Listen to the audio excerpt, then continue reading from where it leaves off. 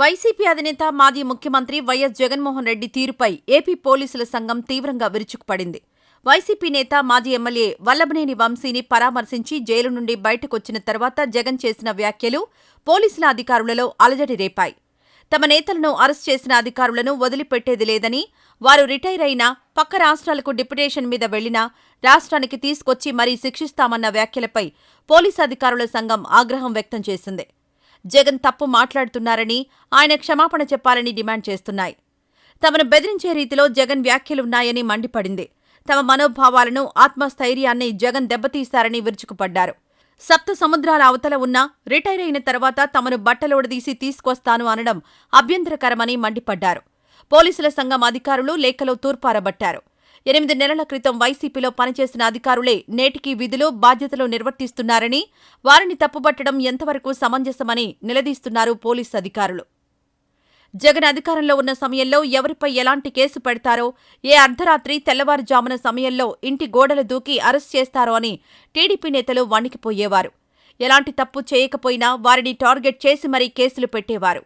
మాజీ మంత్రి, ప్రస్తుత అసెంబ్లీ స్పీకర్ అయ్యన్న పాత్రుడు 2 గజాల ప్రభుత్వ స్థలాన్ని ఆక్రమించారని అర్ధరాత్రి బుల్డోజర్లతో ఆయన ఇంటి గోడలను బద్దలు కొట్టారు అధికారులు. ఇక అచ్చెన్నాయుడు గుండె ఆపరేషన్ చేయించుకున్నారని చెప్పినా వినకుండా ఓ టెర్రరిస్ట్లా అర్ధరాత్రి ఇంటిపైకొచ్చి అరెస్ట్ చేయించారు వైసీపీ నేతలు. ఈ కేసు క్షణాలలో వీగిపోయింది. ఫేక్ కేసులకే బాబు కేసుగా ముద్రపడిన కేసు టీడీపీ అధినేత ముఖ్యమంత్రి చంద్రబాబు నాయుడుపై నాటి జగన్ సర్కార్ మోపిన స్కిల్ డెవలప్మెంట్ కేసు.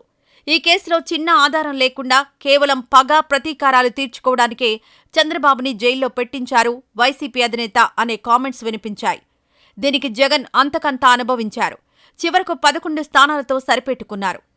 వైసీపీ నేతలపై ఉన్న కేసులు అలాంటివి కావు. వల్లభనేని వంశీ, సత్యవర్ధన్ని ఎంత దారుణంగా బెదిరించారో, వైసీపీ కార్యకర్తలు, జగన్ అభిమానులు టీడీపీ కార్యాలయంపై ఏ స్థాయిలో అటాక్ చేశారో క్లియర్గా వీడియో సాక్ష్యాలే ఉన్నాయి. దీంతో తమ వారిని కాపాడుకోవడం ఎలానో జగన్కి అర్థం కావడం లేదు. ఆయన మైండ్ బ్లాంక్ అవుతోంది. నాడు చేసిన తప్పులు నేడు ఆ పార్టీ నేతలు, కార్యకర్తలకి శాపాల్లా మారుతున్నాయి. దీంతో ఆ పార్టీ క్యాడర్లో నైరాశ్యం ఎదురవుతోంది. పార్టీని వీడేవారి సంఖ్య పెరుగుతోంది. ఈ పరిణామాల నుండి దృష్టి మరల్చడానికే జగన్ పోలీసులపై అటాక్ చేస్తున్నారు. కానీ ఇలాంటి ఉడత ఊపులకు అధికారులు భయపడరు. తప్పులు కనిపిస్తే అధికారులు వదలరు. అందుకే వారిని అటాక్ చేయడానికి నిర్ణయించుకున్నాడు జగన్. ఇది పోలీసులకు బాగా తెలుసు. అందులోనూ జైలు ఖైదీ అయిన జగన్ వేషాలు వారికి కరతలామలకం.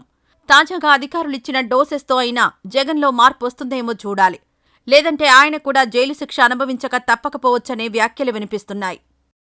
ఈ వీడియో నచ్చితే లైక్ చేయండి. అలాగే మా ఛానల్ని ఫస్ట్ టైం కనుక చూస్తున్నట్టయితే ఇప్పుడే సబ్స్క్రైబ్ చేసుకుని పక్కనే ఉన్న గంట సింబల్ని యాక్టివేట్ చేసుకోండి. అప్పుడే మేము పెట్టే ప్రతి వీడియో మీకు నోటిఫికేషన్గా వస్తుంది. అలాగే ఈ వీడియో పూర్తిగా చూసినందుకు ధన్యవాదాలు.